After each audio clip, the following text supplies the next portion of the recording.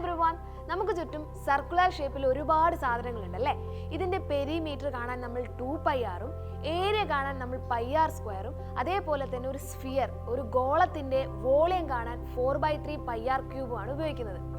ഇതിലെല്ലാം നമുക്ക് പൈയുടെ വാല്യൂ അറിഞ്ഞിരിക്കണം. അപ്പോൾ നമ്മൾ വിചാരിക്കും പൈയുടെ വാല്യൂ 3.14 ആണ് എന്ന്. എന്നാൽ പൈയുടെ വാല്യൂ 3.14 അല്ല. പകരം നമ്മൾ ഉപയോഗിക്കുന്നത് 22/7 ആണ്. എന്നാൽ മക്കളെ, ഈ 22/7-ഉം 3.14-ഉം പൈയുടെ വാല്യൂ അല്ല. പൈയുടെ യഥാർത്ഥ വാല്യൂ ഇതുവരെ കണ്ടുപിടിക്കപ്പെട്ടിട്ടില്ല.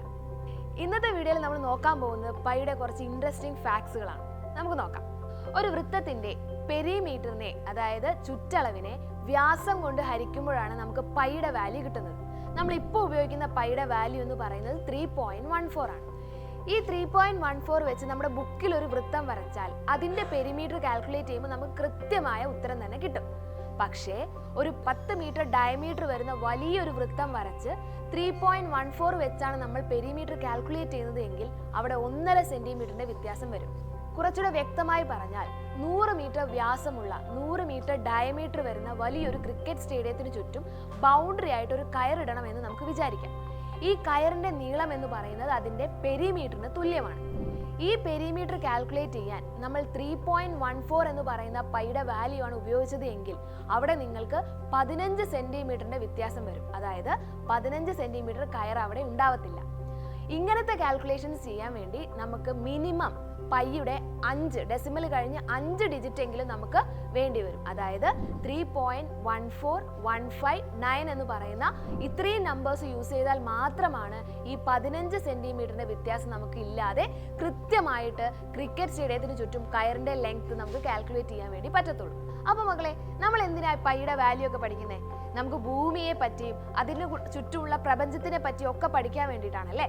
പൈയുടെ വാല്യൂ 3.14 വെച്ച് നമ്മുടെ ഭൂമിയുടെ പെരിമീറ്റർ നമ്മൾ കാൽക്കുലേറ്റ് ചെയ്യുകയാണെങ്കിൽ അവിടെ 10 കിലോമീറ്ററിന്റെ വ്യത്യാസം വരും. അപ്പോൾ മക്കളെ, നമുക്ക് മനസ്സിലായി പൈയുടെ വാല്യൂ എന്ന് പറയുന്നത് ഒരിക്കലും അവസാനിക്കാതെ 3.14159 എന്ന് പറയുന്ന കുറേ നമ്പേഴ്സ് കൂടിയതാണ് അല്ലേ.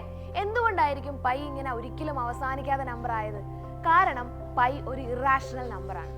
ഇറാഷണൽ നമ്പർ ആയതുകൊണ്ട് തന്നെ ഇതിന് 3 പ്രത്യേകതകളുണ്ട്. ഒന്നാമത്തെ ഇൻട്രസ്റ്റിംഗ് ഫാക്ട് എന്ന് പറയുന്നത് ഇത് നോൺ ടെർമിനേറ്റിംഗ് ആണ്. അതായത് ഇതിന്റെ ഡെസിമൽ നമ്പേഴ്സ് ഒരിക്കലും അവസാനിക്കുന്നില്ല എന്നുള്ളതാണ്. 3.14159 എന്ന് തുടങ്ങി ഈ നമ്പർ ഒരിക്കലും അവസാനിക്കാതെ തുടർന്നുകൊണ്ടേയിരിക്കും.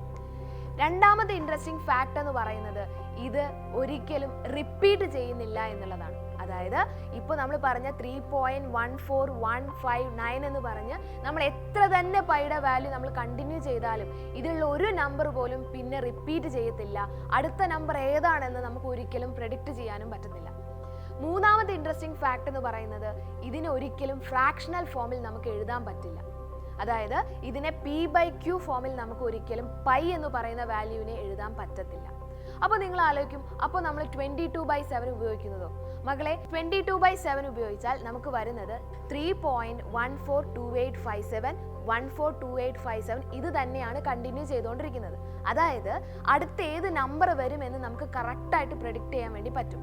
ഇതൊരിക്കലും പൈയുടെ വാല്യൂ അല്ല. കാരണം പൈ എന്ന് പറയുന്ന നമ്പർ ഒരിക്കലും റിപ്പീറ്റ് ചെയ്യപ്പെടുന്നില്ല. അതിൻ്റെ ഡെസിമൽ പ്ലേസ് റിപ്പീറ്റ് ചെയ്യാതെ തുടർന്നുകൊണ്ടേയിരിക്കുകയാണ്. അടുത്ത നമ്പർ ഏതാണെന്ന് നമുക്ക് ഒരിക്കലും പ്രെഡിക്റ്റ് ചെയ്യാൻ പോലും പറ്റത്തില്ല.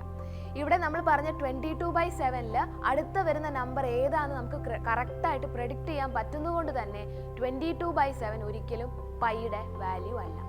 അപ്പോൾ പിന്നെ എന്താണ് പൈയുടെ യഥാർത്ഥ വാല്യൂ? പൈയുടെ യഥാർത്ഥ വാല്യൂ കണ്ടുപിടിക്കണമെങ്കിൽ നമുക്കറിയാം, ഒരു വൃത്തത്തിന്റെ പെരിമീറ്ററിനെ അതിന്റെ ഡയമീറ്റർ കൊണ്ട് ഡിവൈഡ് ചെയ്താൽ മതി. അത് എത്ര തന്നെ വലിയ വൃത്തമാണെങ്കിലും എത്ര തന്നെ ചെറിയ സർക്കിൾ ആണെങ്കിലും ഏതൊരു സർക്കിളിന്റെ പെരിമീറ്ററിനെ അതിന്റെ ഡയമീറ്റർ കൊണ്ട് ഡിവൈഡ് ചെയ്യുമ്പോൾ നമുക്ക് കിട്ടുന്ന വാല്യൂ എന്ന് പറയുന്നത് പൈയുടെ വാല്യൂ ആണ്. ഇത് നമുക്ക് ഇപ്പോൾ ഉപയോഗിക്കുന്ന പൈയുടെ വാല്യൂ 3.14 ആണ്. ഇത് എവിടുന്ന് കിട്ടിയെന്ന് നിങ്ങൾ ചിന്തിക്കുന്നുണ്ടാവും. 2250 വർഷങ്ങൾക്ക് മുമ്പ് ഗ്രേറ്റ് മാത്തമാറ്റീഷ്യനായ ആർക്കിമിഡീസ് ആണ് നമ്മൾ ഇപ്പോൾ ഉപയോഗിച്ചുകൊണ്ടിരിക്കുന്ന 3.14 എന്ന് പറയുന്ന വാല്യൂ കണ്ടുപിടിച്ചത്. ഇതിനു വേണ്ടി അദ്ദേഹം 96 ഫേസസ് ഉള്ള ഒരു പോളിഗൺ വരച്ചിട്ടാണ് നമ്മൾ ഇന്ന് ഉപയോഗിക്കുന്ന 3.14 എന്ന് പറയുന്ന വാല്യൂ കണ്ടുപിടിച്ചത്. ആര്യഭട്ട കണ്ടുപിടിച്ച പൈയുടെ വാല്യൂ എന്ന് പറയുന്നത് 3.14159 എന്ന് പറയുന്നതാണ്. അതായത് ഡെസിമൽ പ്ലേസിന് ശേഷം 5 ഡിജിറ്റ് ആണ് അദ്ദേഹം കണ്ടുപിടിച്ചത്. അതിനുശേഷവും നമ്മൾക്ക് കൂടുതൽ ഡെസിമൽ പ്ലേസസ് കണ്ടുപിടിക്കപ്പെട്ടിട്ടുണ്ട്. നമ്മുടെ കേരളത്തിൽ നിന്നും മലയാളിയായിട്ടുള്ള ഇരിഞ്ഞാറ്റുപള്ളി മാധവ എന്ന് പറയുന്ന ഗ്രേറ്റ് സയന്റിസ്റ്റ് ആണ് ഡെസിമൽ പ്ലേസിന് ശേഷം 10 ഡിജിറ്റ് വരെ കണ്ടുപിടിച്ചത്. അത് കുറേ വർഷങ്ങൾക്ക് മുമ്പാണ്. അപ്പോൾ മക്കളെ, പൈയുടെ വാല്യൂ ഇതുവരെ കൃത്യമായി ഒരാൾക്ക് പോലും കണ്ടുപിടിക്കാൻ പറ്റിയിട്ടില്ല.